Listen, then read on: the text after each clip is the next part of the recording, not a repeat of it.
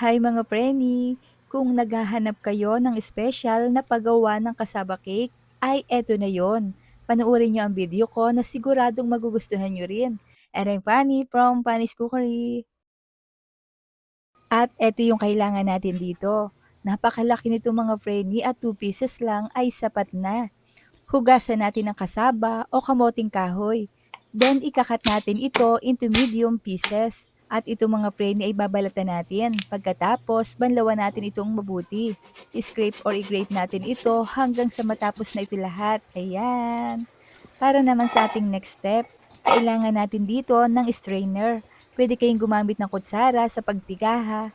Or pwede din naman nating pigain ito ng bahagya lamang para mabawasan ang katas mula rito. Para sa kompletong listahan ng mga sangkap ay panoorin ang video hanggang dulo. Pagkatapos ay set aside muna natin itong juice for about 20 minutes. Ang tawag dito sa amin ay pagtitining. Then paghihiwa-hiwalayin lang natin ito dahil tatakalin natin ito para alam nyo rin ang tamang sukat. Nang sa ganun naman mga preni ay meron kayong idea kung gagayahin nyo rin ito. Ang ganitong kadami ay more than 1 kilogram. Bali 5 cups nga pala ito mga preni lahat. 20 minutes later ay ganito na siya, may namumuunang starch. I-separate natin ang starch at itapon natin ang juice. Dahil itong starch lang ang isasama natin dito sa grated cassava. Ito lang naman yung importante dito mga preni, yung starch niya. Haluin muna natin bago tayo maglagay ng 2 cups of coconut milk or unang tiga ng niyog. Magtakal din tayo ng 3/4 cup evaporated milk, 1 cup white sugar. At ang tamis nito mga preni ay tama lang sa panlasa ko. Hindi kasi ako mahilig sa matamis talaga. Dagdagan nyo na lang ha kung nais nyo ay mas matamis. Ito yung mga egg natin na gagamitin. Then set aside natin ang 2 egg yolks. Ilagay natin dito ang 2 egg whites at 2 pieces na whole eggs. Then maglagay tayo dito ng 3 tablespoon of melted butter. Binabad ko lang itong mga preni sa hot water para malusaw. Ayan, imix lang natin until incorporated.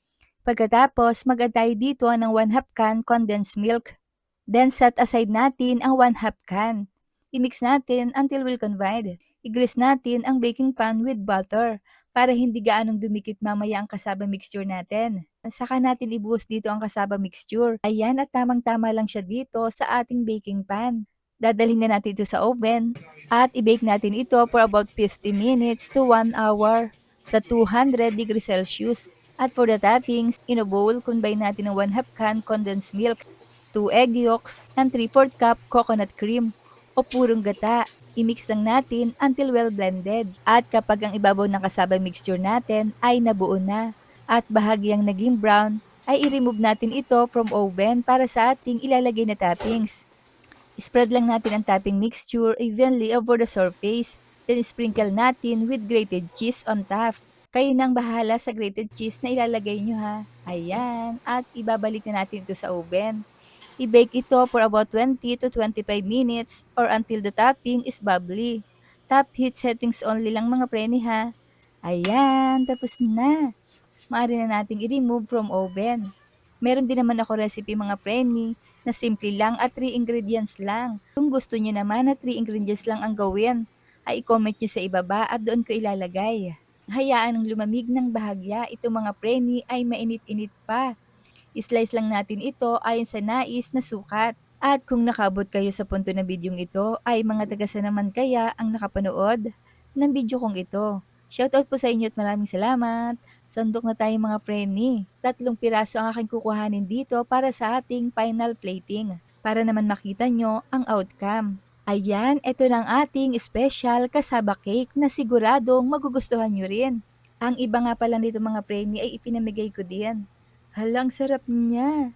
Kaya naman kung hindi pa kayo nakapollow sa aking page, ay i-follow nyo na ako para updated kayo sa mga reseping ibabahagi ko pa. Huwag kalimutan, cook with love. Thanks for watching. Bye-bye!